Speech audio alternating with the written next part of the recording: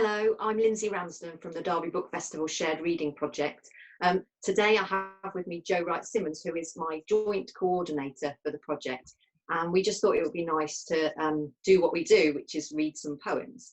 So I'm going to start today with a poem that means quite a lot to me. It's called Hope is the Thing with Feathers by Emily Dickinson, which we've read in our groups many times and always means a lot. Hope is the thing with feathers that perches in the soul and sings the tune without the words and never stops at all. And sweetest in the gale is heard, and sore must be the storm that could abash the little bird that kept so many warm. I've heard it in the chillest land and on the strangest sea, yet never in extremity it asked a crumb of me.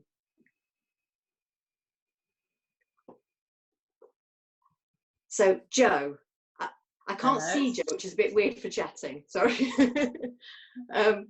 So Jo, what do you think when you hear that poem?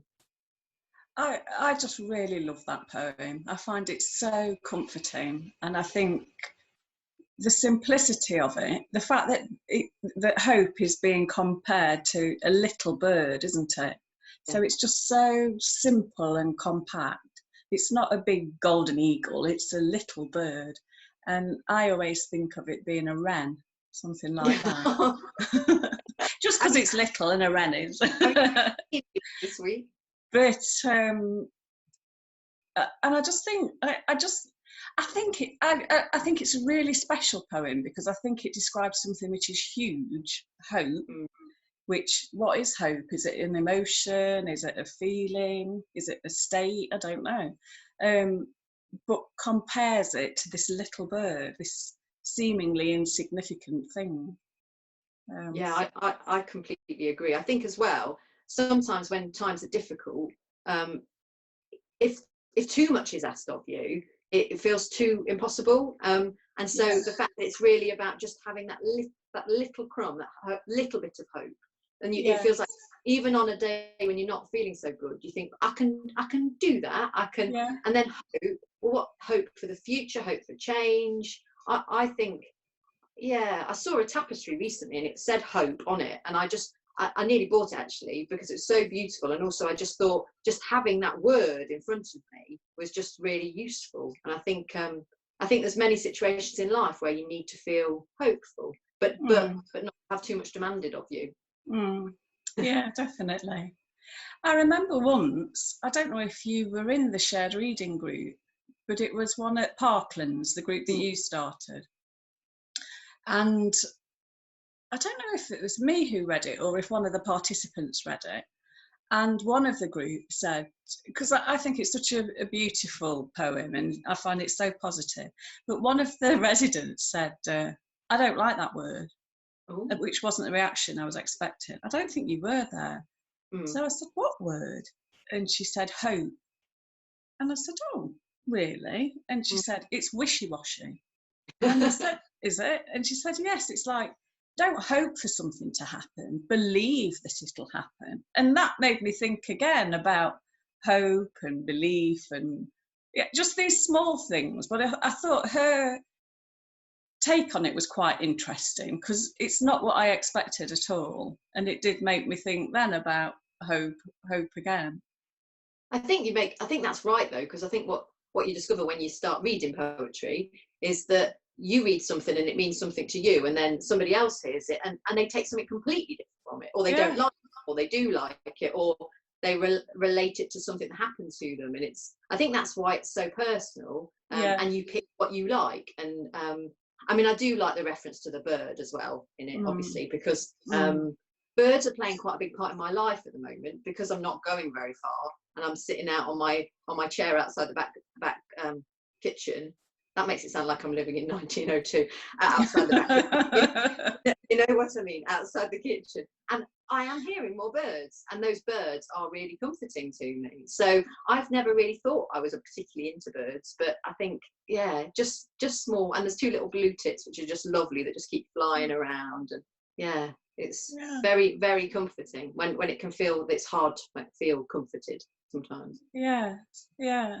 And I think even that image, like when she says, I think, perches in the soul, at that point, and I know it's not physical, the soul, but I always think, you know, like the rib cage, like a bird cage, and this bird, it's just what comes into my mind when I hear the poem. But I think it's, it is. I find it very comforting. I think that purchase sounds a bit fragile as well, doesn't it? Like it's not a very definite. It's perching, and you've just got to believe in it. Believe, so you've got to believe and hope there. What I just said, but so you're believing in the hope, really, aren't you? That it will be. You have a little bit of faith, and everything will be better. Yeah, yeah.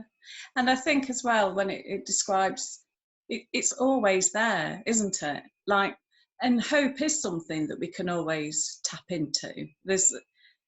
That's why I was being a bit, I don't know, philosophical and saying, is it abstract? Is it an emotion? But there is always hope, isn't there? Because nothing's finished. And until something ends, then there is always hope, and that's there. And when she said it's sweetest, I think. What's that line about sweetest? Yeah, I was just looking at that. And sweetest in the gale is heard. So when you've got this absolute... which, the people at Parklands would have heard me talk about camping loads, but that does absolutely remind me of when I was nearly blown off a cliff in Wales last year. And and my hope was thinking, I will get back to Parklands and I'll just be in a normal situation, just reading with you. And at the moment, I'm trying to keep my tent from blowing away. But I had hope that I would be back, and I was back. And I told them that's where I've been. I think it's got that line, I've heard it in the chillest land. So these are extreme situations, aren't they? Where so extreme, but you can still detect some hope. Yeah. Really, really. Yeah, it actually makes me now feel like, I can do this lockdown thing. I must admit, I think like a lot of people, I'm starting to feel a bit fatigued with it and wanting to know when. But no, you see, this is the power of poetry, isn't it? And words, it can keep you going, and it can just give you that strength that's there, but you don't know. A bit like that little bird. Yeah, and I think that line in the first verse, and sings the tune without the words. You know, when you are feeling stressed or worried, and sometimes you can't get the right words, or you can't think of things, and it's saying, well, that kind of, the way I interpret it, it's like that doesn't really matter. It's just you know, you don't need to know everything. You just need to hope, and it will, you know, things will work themselves out. I think it's you said that. I think it was your mum had said to you that things mostly always work out in the end. Not to worry about them. So, I think that's right.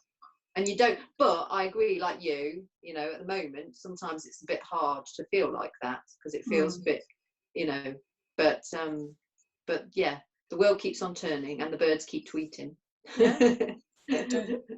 Thank goodness.